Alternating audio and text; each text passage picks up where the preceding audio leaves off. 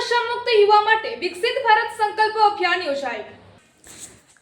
આજે તારીખ 1/8/2026ના રોજ ભાયાવદર શહેરમાં નવા પુલના નિર્માણની કામગીરી ચાલુ હોવાથી નદી ઉપર R&B વિભાગ દ્વારા ડાયવર્ઝન રોડ બનાવવામાં આવ્યો છે।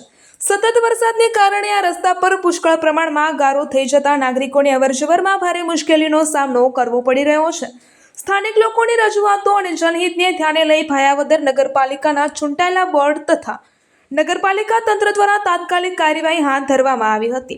રાત્રિના સમયે જ ડાયવર્ઝન રોડ ઉપર થયેલો ગારો દૂર કરવામાં આવ્યો હતો, જેથી નાના મોટા તમામ વાહન ચાલકો સરળતાથી પસાર થઈ શકે અને નાગરિકોને અવરજવરમાં કોઈ મુશ્કેલી ન પડે।